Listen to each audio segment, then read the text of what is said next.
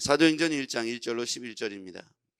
사도행전 1장 1절부터 11절까지의 말씀입니다.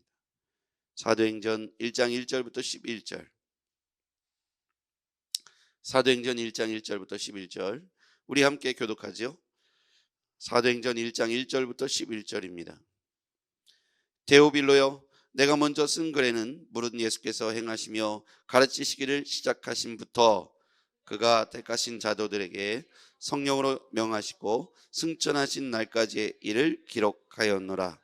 그가 고난받으신 후에 또한 그들에게 확실한 많은 증거로 친히 살아계심을 나타내사 40일 동안 그들에게 보이시며 하나님 나라의 일을 말씀하시니라. 사도와 함께 모이사 그들에게 분부하여 이르시되 예루살렘을 떠나지 말고 내게서 들은 바 아버지의 약속하신 것을 기다리라. 요한은 물로 침례를 베풀었으나 너희는 몇 날이 못되어 성령으로 침례를 받으리라 하셨느니라. 그들이 모였을 때에 예수께서 여쭈어 이르시되 주께서 이스라엘 나라를 회복하심이 이때니까 아니, 이르시되 때와 시기는 아버지께서 자기의 권한에 두셨으니 너희가 알 바 아니요 오직 성령이 너희에게 임하시면 너희가 권능을 받고 예루살렘과 온 유대와 사마리아와 땅끝까지 이르러 내 증인이 되리라 하시니라. 이 말씀을 마치시고 그들이 보는데 올려져 가시니 구름이 그를 가리어 보이지 않게 하더라. 올라가실 때에 제자들이 자세히 하늘을 쳐다보고 있는데 흰옷 입은 두 사람이 그들 곁에 서서 이르되 갈릴리 사람들아 어찌하여 서서 하늘을 쳐다보느냐. 너희 가운데서 하늘로 올려지신 이 예수는 하늘로 가심을 본 그대로 오시리라 하였느니라. 아멘. 할렐루야. 예, 오늘은 제가 좀 이렇게 말씀을 전하고요, 한 분 한 분에게 안수기도를 해드리고 싶은데, 이따 기도할 때는 양 사이드로 이렇게 양쪽에 의자에 사이드로 앉으시면 제가 그렇게 기도해 드리겠습니다. 이쪽 줄은 이쪽 끝으로 앉으시고요, 이쪽에 앉으시고요, 가운데는 양 사이드로. 오늘 말씀의 핵심은 증거를 받은 자들이 증인이 되라는 거예요. 핵심 키워드 한번 볼게요. 3절입니다. 3절 같이 읽어볼게요. 시작. 그가 고난받으신 후에 또한 그들에게 확실한 많은 증거로 친히 살아계심을 나타내사 40일 동안 그들에게 보이시며 하나님 나라의 일을 말씀하시니라. 아멘. 여기 보면 확실한 많은 증거로 친히 살아계심을 나타내사. 여러분, 많은 증거가 있는데 그 중에 불확실한 증거가 있을 수 있다면 오늘 성경은 의도적으로 확실한 증거, 그 중에 살아계심을 나타내는 확실한 증거는 부활이죠. 부활. 그렇죠? 사도행전의 역사의 핵심은 부활의 증인입니다. 부활을 목격하고 부활을 목격한 사람들에 의한, 증인들에 의한 구전이, 그 당시에 1세기 초기 교인들은 엄청난 핍박이 있었지만 죽음을 넘나드는 핍박 속에서도 네로 황제의 핍박이 굉장했잖아요. 그러니까 그 굉장했다는 표현은 콜로세움 경기장에 세워놓고 사자의 먹이가 되는 것을 사람들이 지켜봤다는 거예요. 생각해 보세요, 여러분. 요즘 유튜브에 보면 이 사자가 먹이를 사냥하는 영상이 굉장히 많이 나오고, 어쨌든 이런 어쨌든 그게 약육강식의 세계겠죠. 그걸 보면 잔인하기 짝이 없어요. 얼룩말이 잡혀가고 사슴이 잡혀가고 이런 걸 보면 저도 모르게 막 야 도망가라 도망가라 도망가라 그러고 싶은데, 생각해 보니까 도망가면 사자가 굶어 죽더라고요. 그러니까 이게 이제 세계잖아요. 그런데 이게 당시에, 이 초대교회 당시에 이런 일이 비일비재했고, 로마 시내에다가 불을 네로가 질러놓고는 기독교인들이 일으켰다면서 기독교인들을 잡아다가 엄청나게 차명을 가하고 죽였다는 거예요. 이런 일이 기독교사에 보면 여러 번 나오는데, 우리 한국 기독교사에도 보면 침례교인들이 신사참배를 거부해서 참 많이 옥고를 치르거나 순교하게 되는 일들이 있었어요. 그게 한국 기독교 안에, 특히 침례교 안에 30명이 넘는 신사참배 거부자들에 의해서 순교를 당한 역사가 기록되어 있습니다. 그래서 동아기독교 당시에 침례교회가 교단 해체령을 받게 돼요. 신사참배를 거부했다는 이유로. 그래서 이번에 5월 10일 날 신사참배 기념 거부 예배, 신사참배 거부 기념 예배를 논산 강경 옥녀봉이라는 곳에 그 교회 터가 남아 있어요. 그래서 거기 가서 기념 예배를 드리며 그 당시에 있었던 신사참배가 무엇을 의미했으며, 그리고 이것으로 인해서 침례 교단이 해체가 됐어요. 교단을 강제로 해체하고 교회를 없애버렸어요. 그래서 침례 교단이 한국 기독교 내에서 보면 유일하게 침례교회가 신사참배를 거부했다는 이유로 교단이 없어져서 교단이 성장을 하지 못하고 장로교단이나 감리교단이 성장했던 것에 비하면 침례교단은 굉장히 교단이 약해졌고, 그 다음에 간 곳이 원산, 강경, 공주, 칠산 이렇게 흩어진 거예요. 거기는 어떻게 보면 평양이나 서울에 비하면 변방이었던 것이죠. 공주, 강경, 칠산. 그래서 이번에 그 신사참배 거부 기념 예배를 강경, 그쪽에 포구 옆에 옥녀봉이라는 곳이 있는데 거기에 가면 그 교회가 복원돼 있어요. 최초의 교회가. 거기 가서 그 다음에 그 앞에 순교자 묘가 있는데 이정동 목사님 그 묘에까지 갑니다. 그 예배를 제가 같이 가서 주관하게 되었는데 이건 굉장히 의미가 있죠. 이 당시에 로마 교회가 왜 이렇게까지 로마 당시에 불을 지르고 네로 황제가 했을까? 생각해 보면 이 기독교인들의 모여서 했던 그들의 어떤 행동들이 굉장히 사회에 보면 위협적이었다는 거예요. 그럼 왜 위협적이었을까 보니까 그들이 이 명확하고 확실한 증거를 받았기 때문에 그들에게 어떤 위협을 가해도 흩어지지가 않았던 거예요. 여러분, 그렇게 핍박이 오는데도 왜 사람들은 흩어지지 않고 콜로세움 경기장에서 자기 아버지가 자기 아들이 사자의 밥이 되는 걸 지켜보고 있는데도 왜 도망가지 않았을까? 생각해 보면 좀 너무 안타깝죠, 그죠? 그런데 이들은 강력한 증거를 받았다는 거예요. 하나님이 예수 그리스도를 죽은 자 가운데서 살리셨다고 하는, 그러니까 내가 봤다고 말하는 사람이 옆에 있는 거예요. 내가 봤어. 그건 지금 우리는 세대가 2000년이 지나서 엄청난 어른 시점이기 때문에 그 얘기가 메아리처럼 멀리서 들어오는 것처럼 아득한 거예요. 그러니까 우리의 마음에 확실하다 하지만 우리 마음에 일말의 의심들이 여전히 있는 거죠. 그럼 뭐의 의심이냐 보니까 예수가 살아계신가에 대한 의심이 우리 안에 있는 거예요. 살아계시다면, 그분이 함께 하시다면 우리가 오늘 그분을 신뢰하고 의지함으로 우리의 두려움과 걱정을 덜어낼 수 있는데, 이게 불확실하니까 뭔가 믿을 수 있는 확실한 증거가 우리에게 없으니까 우리는 아침 저녁으로 마음이 흔들리게 되고 불안하고 두려운 것이죠. 왜 두렵고 왜 불안합니까? 안 되면 어떡할까? 이게 가짜면 어떡할까? 만약에 나에게 해당되지 않는다면 나는 어떡할까? 이런 걱정들이 드는 것은 우리 안에 남아있는 불확실성 때문이죠. 오늘 성경은 확실한 많은 증거로 살아계심을 나타내셨다라고 되어 있습니다. 그러면서 이게 증거가 있었다는 거예요. 그럼 그 다음에 우리에게 주시는 키워드는 증인이라고 했죠. 8절입니다. 이 말씀 우리가 너무나 잘 알죠. 8절 시작.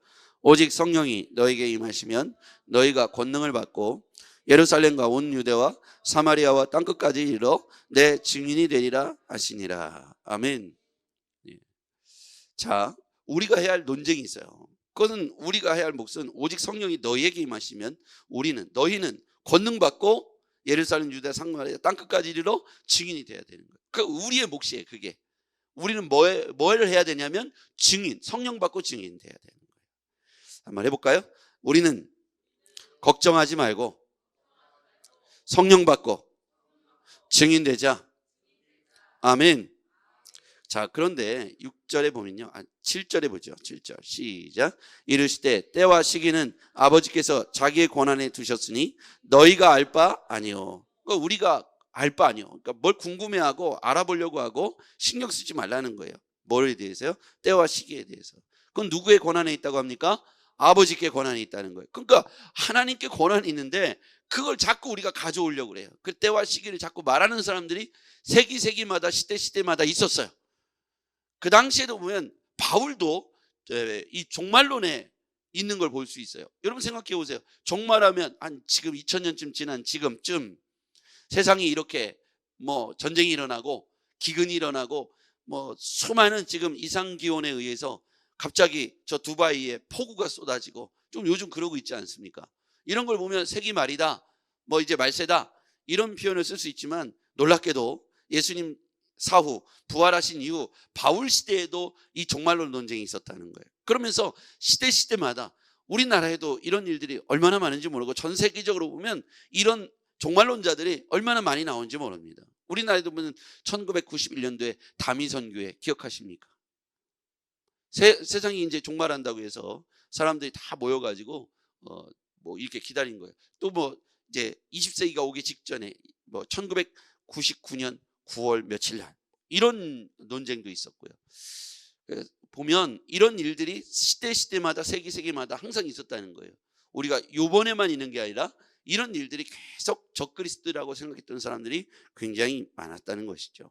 그런데 그때마다 이번이 끝이다, 진짜다 한 게 수백 건이 넘어요.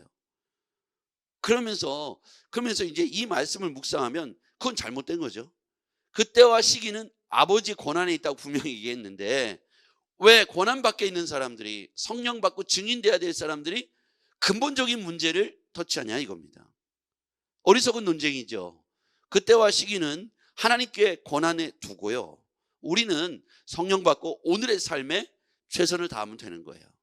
오늘 우리의 삶에 성령의 능력이 필요한 거예요. 그러면 성령은 내주하신다, 충만하다 이런 표현을 쓰죠. 여러분, 우리가 충만하진 않더라도 성령이 우리 안에 거하시는 내주하신 성령을 의지해서 오늘 우리가 하루를 살아가야 될 줄 믿습니다. 성령은 내주하고 있다는 걸 우리는 어떻게 느끼냐면 성령께서 우리에게 감동을 주시는 거예요. 감동을 주시고 깨닫게 하시고 생각나게 하시죠. 성령이 하시는 역할. 고린도전서에 보면 성령은 우리에게 기억나게 하세요. 그리고 생각나게 하시고요, 깨닫게 하십니다. 여러분, 우리가 아무런 생각 없이 살아가는 게 아니라 어떤 일을 하고 있을 때 성령께서 내 마음에 문득 그게 생각나게 하세요. 그리고 하나님 말씀을 들을 때 깨닫게 하세요. 생각나고 깨달으니까 우리가 움직이는 거예요. 그런데 우리가 우리의 마음을 내 스스로 다스리지 못할 때가 많아요. 기도하라는 내 안에 성령의 강력한 인도하심이 있어도 내가 내 마음을 컨트롤하지 못해서 다른 쪽의 소리에 귀를 기울일 때가 많다는 거예요. 여러분, 제가 이제 소리에 관한 얘기를 지난주부터 계속 얘기하죠. 세 가지 소리가 있어요. 첫 번째 소리는 하나님의 언약의 말씀이 우리 안에 귀에 들려옵니다. 말씀을 들었잖아요. 묵상할 때, 또 설교를 통해서 하여튼 읽다가 지나가다가 오다 가다가 말씀을 봅니다. 그럼 말씀이 내 안에 들려져요. 말씀의 소리가 있어요. 두 번째 소리는 내면의 소리예요. 내 내면의 소리. 잠재된 의식 속에 있는 내 내면의 소리가 나에게 또 말을 걸어옵니다. 세 번째 말을 걸어오는 건 다른 사람이에요. 내 옆에 있는 사람들. 그래서 생각해보면 우리는 하나님의 약속의 말씀은 스탠다드죠. 이 약속의 말씀을 들을 때 2000년 전에도 동일했고 100년 전에도 동일했고 미국에도 동일하고 이스라엘에 동일하고요, 지금도 동일해요. 이 약속의 말씀은 변개가 없어요. 동일하다는 거예요. 기후가 추운 지방에서도 이 말씀은 동일하고요, 아무리 더운 지방에도 동일해요. 100년 전에 동일했고 잘 사는 사람도 동일하고 못 사는 사람도 동일해요. 그러니까 이거는 기준이 되고 스탠다드가 될 수 있는 거죠. 그렇죠? 이 성경에 그런 자격이 있는 거죠. 그런데 사람의 말, 내면의 말은 수시로 바뀌어요. 어느 날은 이 내면의 나의 소리가 나에게 말을 걸어오는 거예요. 야, 박 목사, 너 이만하면 됐어, 잘하고 있어, 이런 식의 얘기를 하다가 어느 날은 너는 쓸데없어, 네가 뭘 한다고, 너는 쓰레기야, 네가 뭘 했어, 너의 출신을 봐, 네가 뭘 배웠다고 그래, 네가 뭘 한다고 그래, 이렇게 나에게 말을 걸어올 때가 있어요. 그런데 어떤 사람들 또 그래요. 밖에 있는 사람, 최고입니다, 잘하십니다. 또 어떤 사람은 비난을 합니다. 여러분, 우리가 이런 소리들에 휘둘릴 때가 굉장히 많죠. 여러분 어떻습니까? 오늘 성경은 우리에게 분명히 약속해 주고 있어요. 이 약속의 말씀을 우리는 붙잡으면 돼요. 성령이 우리에게 말을 걸어옵니다. 성령님이 우리에게 말을 걸어와요. 여러분, 다른 사람의 말, 내 내면의 잘못된 소리에 귀 기울이지 말고 성령이 우리에게 말을 걸어오신다면 그 성령의 음성에 순종해 보시기를 바랍니다. 하나님이 우리에게 알고 싶은 게 있다고 했죠. 주일날 설교를 통해서 알고 싶은 게 뭐냐, 하나님이 알고 싶은 건 네 마음이 어떠한지, 그대로 지키는지 안 지키는지, 신명기를 통해서 하나님은 우리에게 알기를 원하신다는 거예요. 광야에서 그걸 우리가 주님 앞에 확인시켜 드려야 했어요. 내 마음이 어떠한지, 진심으로 하나님의 말씀을 내 마음에 두고 말씀대로 살아보려고 애쓰는지 안 쓰는지 하나님은 우리에게 확인하고 싶은 마음이 있으시다는 거예요. 알고 싶으시다는 거예요. 그걸 우리는 삶으로 증명해 보이는 게 이게 믿음입니다. 하나님, 제가 이런 상황인데요, 애써 보겠습니다. 이게 믿음이라는 거예요. 하나님, 제가 이런 상황인데 제가 한번 해보겠습니다, 애써 보겠습니다. 이게 믿음인 거예요. 제가 이렇게 잘했습니다가 믿음이 아니고 이 상황 속에서라도 제가 한번 이렇게 해보겠습니다, 그 마음, 그 태도, 그 상황이, 예수님은 그걸 믿음이라고 표현하신 거예요. 야이로가, 회당장 야이로가 거기 와서 무릎 꿇는 게 쉽지 않았는데 회당장이라는 직분을 내려놓고 딸을 살리기 위해서 무릎을 꿇었지 않습니까? 그 태도를 보시고 그걸 믿음이라고 표현하신 거예요. 잘했다 못했다의 의미가 아니라 그렇게까지 갖고 왔던 그의 믿음의 내면의 소리를 듣지 않은 거잖아요. 너 회당장이야, 네가 왜 거기 가서 무릎 꿇으라고 하는 내 내면의 소리, 밖에 사람들이 저 회당장이 왜 저래 라고 하는 소리를 귀 기울이지 않고 그는 성령이 이끌시는 대로 하나님 앞으로 나아가는 그 태도를 예수님은 믿음이라고 표현하셨다는 것이죠. 내면의 소리를 들었다면 거기 무릎을 못 꿇는 거야. 여러분, 오늘 우리에게 명확한 증거를 주셨습니다. 그것은 하나님이 예수 그리스도를 약속하신 대로 사흘 만에 다시 살리셨고 부활하신 예수님께서 지금 우리 가운데 거하신다는 이 명확한 증거를 그들 가운데 주셨다는 거예요.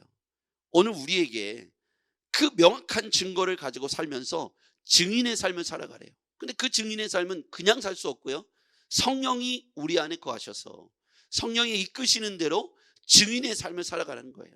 성령은 내주하시고 또 충만케 하십니다. 여러분, 우리가 충만하면 우리가 딱히 떠오르지 않습니다. 우리가 충만했던 상태가 많지 않기 때문이죠. 근데 성령이 내주하다는 증거는 뭘 통해 알 수 있냐면 그분이 나에게 하나님 말씀을 기억나고 생각나고 깨닫게 하세요. 그때 여러분, 성령께서 우리에게 주시는 이 감동으로 생각나게 하셨다면 그 일에 순종하시기를 바랍니다. 하나님은 여러분이 순종하는 것을 믿음이라고 받아들이신다는 거예요. 그 증명된 그렇게 노력하는 믿음을 보시고 예수님께서 그 위에 도움을 주시는데 옆에 기다리고 계시다가 그때 하나님께서, 예수님께서, 성령님께서 우리 가운데 그 일을 하실 수 있는 능력을 부어주시는 줄 믿습니다. 그럼 우리는 못해요. 우리는 연약하지만 우리가 믿음의 발걸음을 떼고 무릎을 꿇는 순간 하나님께서 그곳에 능력으로 임하시는 줄 믿습니다. 예수님은 그 일을 승천하시면서 이 땅의 제자들을 통해서 그 일을 쭉 하기를 원하셨어요. 그게 우리입니다. 예수님이 승천하시면서 제자들에게 당부하신 게 바로 그거예요. 그게 우리입니다. 시대를 뛰어넘어 이스라엘 유대 사람들만의 문제가 아니라 그게 이방인인 우리에게도 하나님께서 그와 같은 사명을 주셨다는 거예요. 그러니까 우린 영적인 아브라함의 자손이 되어서 그 사명을 우리의 삶 가운데서, 우리의 시대 가운데, 우리가 살다 가는 이 짧은 점과 같은 인생 가운데 그렇게 쓰임받고 주님이 부르시는 그날에 가면 되는 거예요. 성령 받고 증인 됩시다. 때와 시기에 관한 쓸데없는 논쟁은 우리의 것이 아니고 하나님께 있다는 사실을 깨닫고 우리 하나님께서 우리 공동체에게 주신 이 명령을 잘 붙잡아서 성령 받고 증인 되십시다. 우리에게 주신 이 확실한 증거, 살아계신 예수께서 살아계신 이 확실한 증거를 여러분과 제가 확실한 증거로 다시 마음에 담고 무장했으면 좋겠습니다. 이게 되면 우리는 증인 역할을 하는 거예요. 제가 본 게 확실합니다. 제가 이렇게 한 게 확실합니다. 제가 그 사람한테 들었습니다. 봤습니다. 이거 확실하지 않습니까? 여러분이 갖고 있는 그 삶의 증거가 또 있지 않습니까? 이렇게 했는데 하나님께서 성령님을 통해서 이렇게 도우셨습니다. 내 안에 있는 수많은 증거들도 있어요. 보조자료겠죠. 근데 명확한 증거는 성경에 있습니다. 성경에 있는 이 확실한 증거는 변개함이 없는 거예요. 2000년 전에도 1500년 전에도 중세 암흑기에도 이 성경은 있었다는 거예요. 여러분, 이 성경이 오늘날 우리 시대에 우리 손에 들려 있으니 이 성경대로 되어지지 않은 게 없고 저 어둠의 땅에도 저 공산국가에도 저 아프리카에도 힘들고 고통스러운 삶이 있는 어떤 나라에도 이 성경은 여전히 그들 가운데 유효하다. 이 확실한 약속의 말씀 붙잡고 여러분과 제가 뜨거운 불을 받고 성령의 증인으로 오늘을 살아가시기를 주의 이름으로 축복합니다. 그 가운데 부으실 하나님의 놀라운 은혜는 보너스예요. 궁극적인 은혜는 그게 아니에요. 성령의 증인으로 살아갈 때 이 모든 것을 너에게 더하시리라. 이건 보너스잖아요. 궁극적인 기도의 제목은 성령 받아 증인으로 살게 해 주십시오. 이게 기도의 제목이 돼야 돼요. 그 위에 이 모든 것을 더해 주시리라는 말씀은 보너스예요. 아버지께서 보낸 자들에게 주시지 않겠느냐는 겁니다. 당연히 그 일을 잘 감당할 수 있도록 주시지 않겠습니까? 그래서 우리에게 기도의 핵심은 성령 받아 이 시대에 명확한 증거를 가지고 증인의 삶을 살게 하옵소서. 여러분의 삶 자체가 그것을 증명해내기 위해서는 이 모든 것은 보너스로 필요하다, 그것입니다. 기도하겠습니다. 하나님 아버지, 감사합니다. 오늘 우리에게 변기할 수 없는 확실한 많은 증거를 보여주셨습니다. 살아계신 예수 그리스도에 대한 부활의 메시지를 우리가 끌어안고 예루살렘을 떠나지 말고 약속하신 성령을 받음으로 증인되게 하여 주시옵소서. 우리의 삶이 고난과 고통 속에 담겨지는 순간도 오지만 정말 그 가운데 굴복하지 않게 도와주시고 약속하신 확실한 증거, 약속하신 성령을 기다리게 하여 주시옵소서. 예수님의 이름으로 기도했습니다. 아멘.